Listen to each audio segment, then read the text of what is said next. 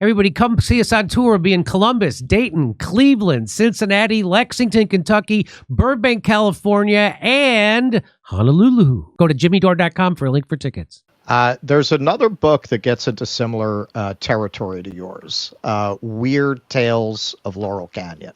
Yeah. Now that focuses more on the music figures and the entertainment figures of the time, which I have noticed it comes up a lot in your book. A lot of these same figures like Cass Elliot, these Jim Morrison, the Manson family. If you read a lot about the entertainment industry out there, they come up a lot in relation to Manson and different sources. Now, when you interviewed Terry Melcher, he kind of freaked out. To explain to people who he is. He was the son of Doris Day and a music producer. The conventional narrative is he just listened to the family for a possible record deal and dismissed them. But you pretty well proved that he met with them twice at Spawn, once at Barker, after the murders. Right. And you quote him as saying, Vince said this would never come out. Right. So now... Scoliosi, the prosecutor, yeah. What this is very suggestive about a lot of people believe, and this is certainly what Tales of Laurel Canyon suggest, that a lot of these entertainment figures were working with intelligence agencies and that some of the popular culture of the time was an op. Would you go that far? What would you say about I don't. I mean, I give a lot of props to Dave McGowan, and I tried to talk to him when I got a hold of his book in the early 2000s, and he had just died. I don't think there was anything sinister about his death. I don't know enough about it. But unfortunately, I didn't find it. And again, it's why it took me 20 years. There's so much unsourced information in his book where you don't know where he's getting it. And I think what he did was he would create little bridges from one coincidence to another to connect stuff, but there's no real bridge there. And I think he, had the right intentions, but I think maybe he published his book too soon. He was on the right track. I mean, so much, he talks about everybody's parents being in the military. Right. Well, I mean, these that generation, was the children of World War II and World War I. My father was in the military. They could accuse me of being a part of intelligence. So there's a lot of good stuff in Echoes of Laurel. Is that what it's called? Echoes of Laurel? Weird Tales of Laurel. Or Weird Tales of Laurel Canyon. I get it mixed up. I mean, I haven't actually opened it for quite some time, but there's no footnoting, there's no sourcing, and it was just really, really frustrating because I felt it was too speculative. But I mean. Cass Elliot, Terry Melcher, the Beach Boys, Neil Young. There was a group of musicians that Manson had. Zappa comes up in that book a lot. And part of the Zappa, I don't want to go too far out on a limb because I'm not even sure if this is going to be in the second book, if there is a second book, but there is some compelling stuff about Zappa's kind of communal house called the Log Cabin in Laurel Canyon, where stuff was going on, and Tex Watson, who was one of the main killers or robots of Manson, was spending time. That's something that I'm freshly reporting right now. So the answer to that question is kind of yes and no. There's good and there's not so good in the Laurel Canyon book that he wrote. You would probably say more. I mean, just in keeping with one of the previous questions, it sounds like what you're saying is that where there was intelligence interference, it was more to sabotage the sort of counterculture of the 60s than to build it up. Yeah, exactly. So what do you think Melcher was talking about? That's one of the most mysterious details in the book to me. Yeah, well, I mean, I have this document, among other documents, showing that he had basically lied about his relationship with Manson, how long it extended after. I mean, he said he hadn't seen Manson for, I think, 6 weeks prior to the murders. And then I found 3 different documentary sources showing that he had gone out and seen Manson at the Spawn Ranch right after the murders, and then all the way out to Barker Ranch, which is 6 hours from Los Angeles and Death Valley. And even when you get to where the Barker Ranch is located, it's like 6 or 7 hours to get up right. To Very the top remote, of the mountain. Yeah, really hard to get to. And like you said, he freaked out when I showed him what I had found. Then Spoliosi freaked out when I showed him what I had found. But the one document that was the most compelling was a witness told the Paul Watkins, who was a main witness used by Manson, by Bugliosi at trial, told the police that he had witnessed Manson on his Melcher on his knees, begging and crying and asking for forgiveness. And Manson says to Melcher, they all had to die. All the piggies had to die. So these are notes of that interview on a sheriff's department report. But the detective who did it, his name isn't on the report. Paul Watkins is dead. There was nobody I could get to corroborate that. And had I only had that document, I probably wouldn't have done that reporting about Melcher's relationship with Manson after, because it wasn't enough. But I got 2 other sources, Danny DiCarlo and Springer. So, yeah, it's the most frustrating thing even talking about it now. I mean, the book's been out for 5 years. And I still feel like I'm constantly dancing around trying not to say anything that I haven't proven and just show what I can show. And in the end, it might sound like a cop-out, but I like people to read the book and then reach their own conclusions, I also have said this before, but one of the ways I was able to reconcile myself to publishing a book that had open-ended questions and areas was thinking other people would pick up my reporting and run with it, and extend it. And I do think that's being done. I get calls from lots of people since it's come out telling me they're, doing a book about Jolly West, doing a book about, Jimmy Shaver, who's some other crime that happens earlier in the book. So I'm glad about that. But it's hard, it's really hard to present this information without either sounding crazy or like you're just making shit up. And that's why I think I was so much harder on McGowan and some other people who've written books like him for just throwing stuff against the wall and hoping people aren't going to, press them with questions. Well, one thing I can ask you, because this might be fun since you'll be unburdened by having to stick to facts. If I ask you a hypothetical of how do you think the history of the early 70s would have been different? I mean, obviously the context in which this takes place is, right after this, you had this horrific escalation of the Vietnam War. How do you think history would have been different? That recent history after this time would have been different absent this kind of intervention by the agencies?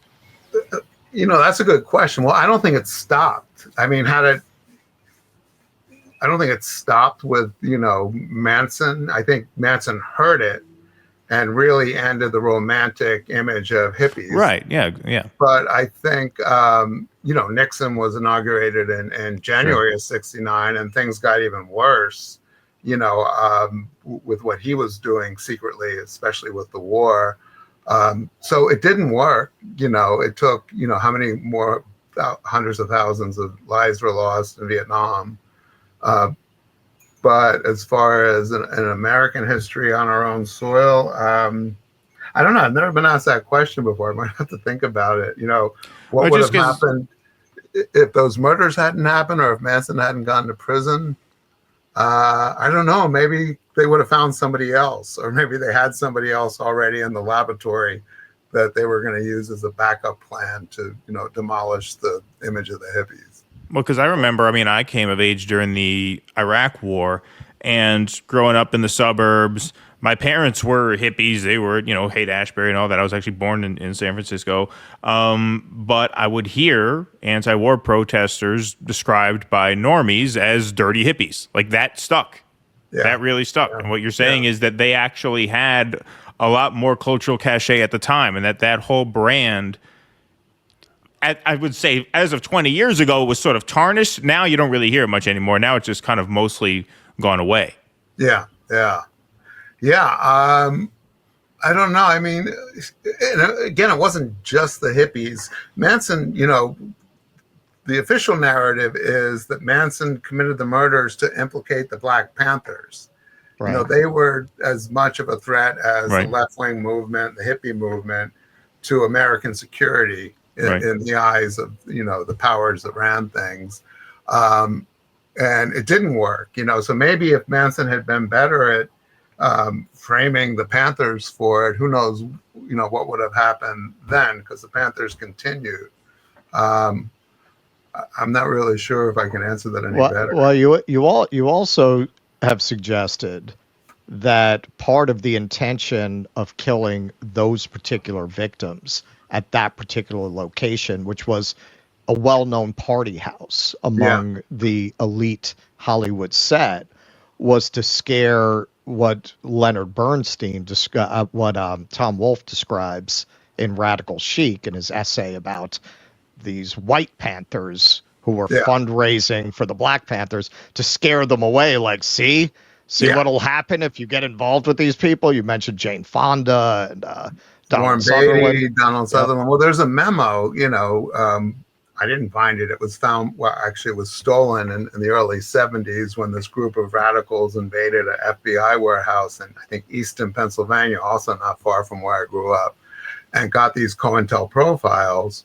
And there's a memo that was written from the DC office, I believe by Hoover, I have it behind me somewhere, to the LA field office in November of '68, so less than a year before the tape murders, saying what we need to do is make the white radicals who are supporting the Panthers believe that when the revolution finally happens, that they'll be lined up against the walls with the rest of the whites in America and slaughtered, which is what happened at the Tate House. You know, that group up there, that's where everybody in Hollywood went for parties, to hang out.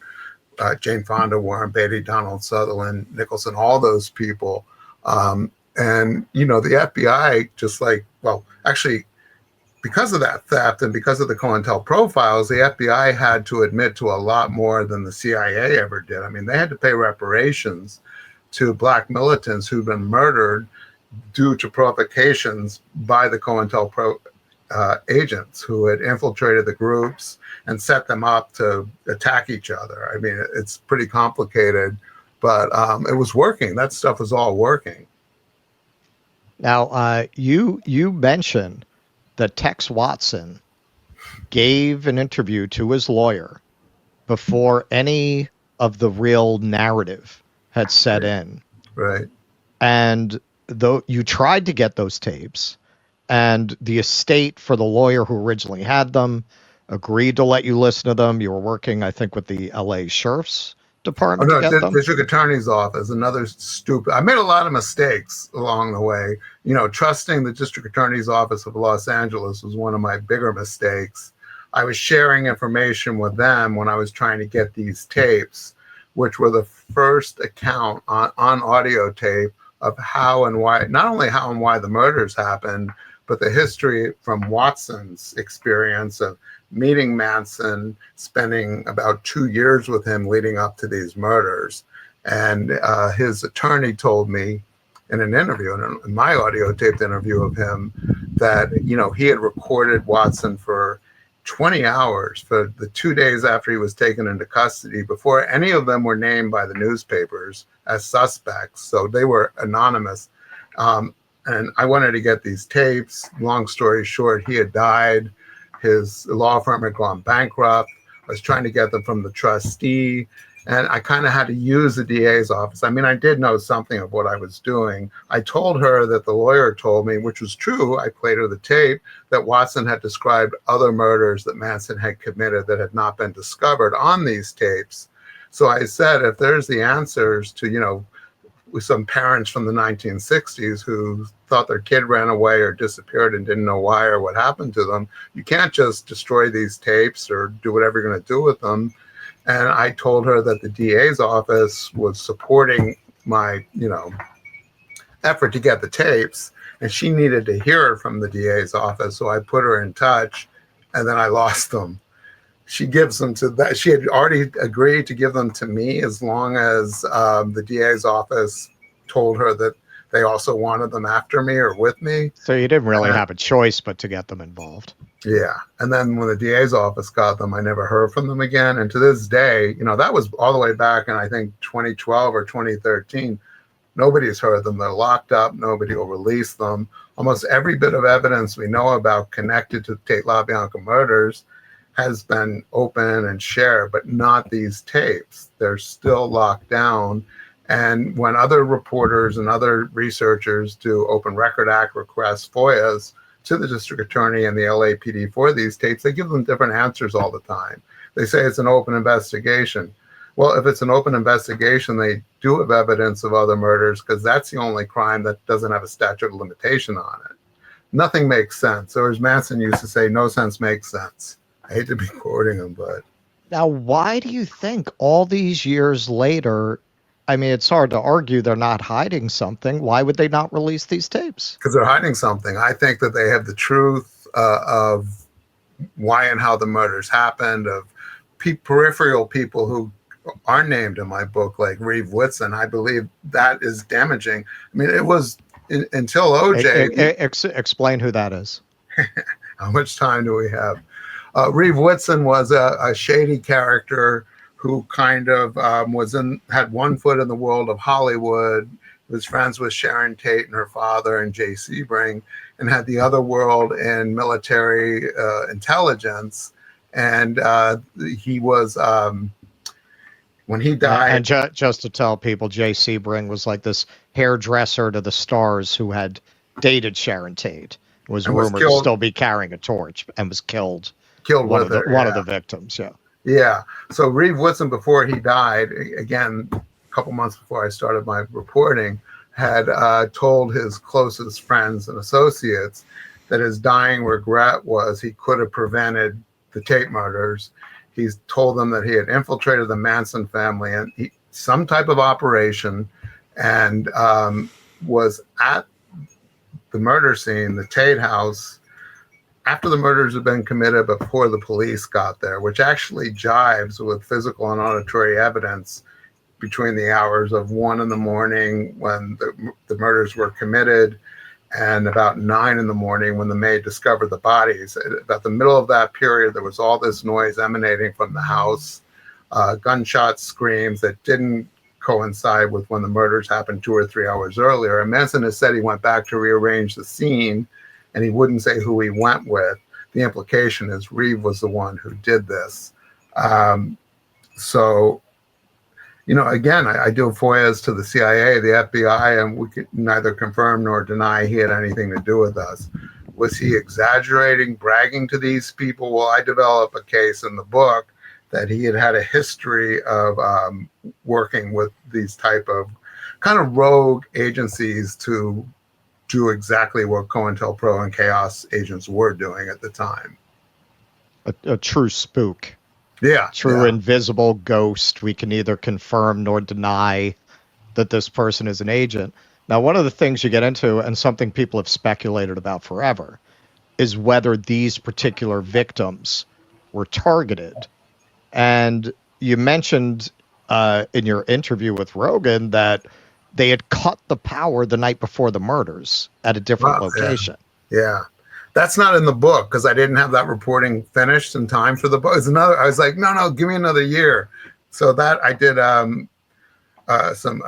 long kind of video of the documents, the interviews I did to show that the police had information that the night before Sharon, Jay, Abigail Folger, Wojciech Frykowski, and a visitor to the house, Stephen Parent, the night before they were murdered, the 4 first people I said, Folger, Frykowski, Tate, and Sebring, were at Sebring's house for dinner and then to watch a movie. And believe it or not, there was cable in Los Angeles in 1969. I didn't know that at the time I was reporting this. After dinner, they sat down to watch a movie, and there was a big surge of electricity, and they lost the cable connection. And a guy named Greenberg, who was the son of Jay Sebring's lawyer, who had installed all the electricity at the house for Jay and was then a law student, was called by Sebring the night before, and he told him, we lost our cable connection. The lights work, but we don't have cable. Can you come fix it? And this guy was going out on a date that he'd been working for a long time to get. He's like, yeah, I can. I'm about to go out on this date. And Jay said, all right, forget it. So the next 2 days, the next night, all those four of the people are killed. And then 2 or 3 days later, Greenwald's father tells him to go to Jay's house to get a suit for Jay to be buried in. And at the house, that's guarded by the LAPD, he explains who he is. He goes in. While he's there, he decides to go try to figure out what happened to the cable, on the Thursday night before the Friday. And he went to the back of the house and saw that it had been cut through. And he told the LAPD that these wires had been cut, not by an animal, not by a landscaper or something, because it was 7 or 8 o'clock or 9 o'clock at night, but they were deliberately cut. He could tell by the gradations. That document disappeared. I found it. Nobody's ever reported that. And then I found Greenwald, the guy who made the report, and he confirmed that he said all that and still believed to this day that those victims weren't strangers to their killers because somebody tried to do the same thing the night before. The second night at the Tate house, Tex Watson climbed up a telephone pole and cut the telephone wires, but not the electricity to the Tate house. So they didn't lose lights or power or anything. And what Greenwald believed was they thought they were cutting the phone wire the night before and accidentally cut the cable that went out.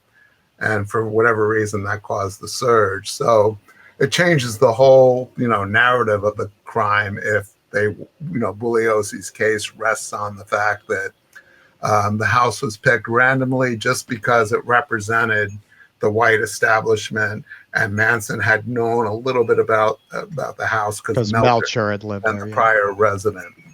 So all that kind of falls apart in the book. And unfortunately, we're talking about it now, but that whole section that we just talked about in the last 10 minutes isn't in my book because I didn't have it in time. Well, you should just do one of these podcasts. We just throw this shit together every week and you say what you got to say. And then if you find new shit out, you put it next week. You should. No, I'm serious. I mean, I say it kind of jokingly, but you should. If I weren't doing the second book, I would. I've actually, had lots of meetings, and there's a group that are pretty good podcast people. And I've come pretty close to doing something. I mean, unfortunately, the rights to everything in the book are tied up now by Netflix because they're doing a documentary.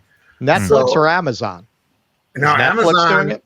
Yeah. So if you Googled, Amazon bought the rights, the scripted rights to the book before the book was written. They got a hold of the second proposal when we resold it in 2017. Long story short, purchased the scripted rights and had to wait until the book was published, 2 more years, which was great for me because I had to renew the option, then you get more money. But when the poor guy finally wrote the script adaptation, Amazon insisted that it be a feature film, and it's really hard to tell this story in 2 hours. And they ended up pulling the plug on the project. And then I sold the documentary rights to Netflix, and that's supposedly coming out this winter. But until that's great. Yeah, until it's out, and I have to look at the contract, but for a year or 2 after it's out, I can't do anything with the content of the book except talk about it on other people's podcasts. I can't do my own podcast on it. But I was going to do, I've got a lot of stories that I got from that same period of Hollywood that I gathered, when I was doing this reporting that didn't end up in the book that's separate from it. And I've wanted to do a podcast with this one group of people who I respect and I know would do a good job, and I'm so scared it's going to be too distracting from reporting the second book, which, I'm doing 7 days a week again, and it's exhausting. All right. One thing you said there that really intrigued me as somebody who has researched a lot into this. You say you contacted a lot of former family members, and some of them were not as former as you expected. Can I ask who that was? Well, there were a few who are public about not being former. Sandra Good, who was, she hasn't done an interview for, I think, 4 or 5 years, but until she stopped doing interviews, she was very public about supporting Charlie, believing Charlie, when he was alive, shouldn't be in prison. Squeaky Fromm, who was released from prison for the assassination attempt on Gerald Ford, about 4 or 5 years ago, she still supports Charles Manson. The couple that I write about in my book, the people who pretty much chased me off their properties when I found them, living under different names. Right. I don't know that they're still supportive or were then, but I think they're implicated in the murders and had gotten away with it. And I probably shouldn't name them now. I can't remember if I did in the book. There's a lot of stuff in the endnotes, that isn't in the main text. So if I name them, they might be in the endnotes. Okay. All right. So you don't want to name names here. Well, I just did Squeaky Fromm, Sandra Good. Sandra Good. I remember years ago she did an interview because they found her at a Save the Whales protest. Well, Manson became an environmentalist and an animal rights activist, but I think that he created something called ATWA, air, trees, water, and air again. I can't remember. Yeah. That was just a cover. That was just something they used to try to clean up their image and raise money for their own purposes. But Sandra Good is still alive, and I tried to interview her. She wouldn't let me on her property. Squeaky has written a book called Reflection, but she minimizes her involvement and knowledge of things in that book. But the other few, I can't deal with another libel suit right now. Did you get to any of the ones who are still in jail, like Van Houten or? Not Leslie. She's actually out now. I interviewed Manson. I interviewed Bruce Davis, Bobby Beausoleil. None of the women. When did he die? When did Manson die? It was not that long ago, right? When did it was in 2017, I think. Yeah, it was pretty recently. Yeah. Yeah. It was after Donald Trump won. He couldn't take it anymore. He couldn't. He was before that. Wait, yeah. It was 2016. It was before Trump won. All right, so you did get to the final boss, Charlie, and he talked about not being a snitch. Yeah. Can you talk a little about that? Yeah, but he was a snitch. I mean, he snitched all the time. There's a documentary coming out on Peacock TV, I think next week, which is a guy I know, JJ, who was visiting and talking to Manson on the phone for decades and recording the phone calls. And they've done a whole series about it. And actually, I'll let that speak for itself. But he wouldn't tell me what I wanted to hear. And it was frustrating because I wasn't allowed to see him in prison at that time because he was in the hole, solitary. And for misbehaving, he was constantly misbehaving in prison. But he'd be allowed one night a week to do phone calls. So it was just frustrating. Not that I was going to get information out of him, but I just felt like it would have been a lot easier if I could look him in the eye and try it. But there's famous interviews by Tom Snyder, Geraldo Rivera, Diane Sawyer. Nobody ever got anything out of him. He always played his games. Well, he always did the crazy thing. Yeah. It's very sneaky up here in Sneaky Town. he would just go into that a lot. You know more about Manson, it sounds like, independent of my book than I did going into. I had never read a single book. I hadn't even read Helter Skelter, but it's great to talk to people who are knowledgeable about, all the minutia. Well, you mentioned that you didn't really, when you were first assigned the article, which was kind of the genesis of this, you didn't really see the point in writing it at first. I didn't want to do it. But I needed the money, and I was freelance. And I was hoping to get on the masthead of that magazine. And the people who were on it then we had all left another magazine. And Leslie, my editor, said, just do this one big story and then you'll be on. We'll give you a contract and a salary. And again, I had heard after the fact that there was somebody else. It was her idea to do the story, but they wanted someone else to do it and didn't ask him. And I wonder often what would have happened if I hadn't gotten the phone call asking me to do it. Would I be a happier person today? Or, The magazine had a bright future ahead of it. It was pretty important. Yes. Yes. My mother used to get that. My mother used to get Premier Magazine. I remember Premier Magazine. It was a pretty good magazine. I remember. Yeah. I mean, I was a movie geek as a little kid, so I would thumb through it. But yeah, we used to get that mailed to our house. Oh yeah, it was a monthly. It was it was about the film industry. They had great journalists, and I think it went under just a couple years after I left, or my involvement with them ended. And now there's no real such thing as long form journalism anymore. So, well, there's blogs and there's podcasts. I know, but they don't fact check that stuff. And I know that people say legacy media is propaganda, but believe me, even this book, the vetting it went through because they didn't want to be sued. And thank God it was vetted, and that's the scary part about blogs and, non-traditional media is you can put anything up there without any, sourcing, and people just believe it. Yeah, that's what we do. So we just say whatever shit we want. Working for us. Yeah. That was actually one question I had for you, because you mentioned at the time the book came out, you were surprised you weren't getting more reporting. Now, something that we cover a lot in our space is a lot of these CIA guys now, they go and they work in the media.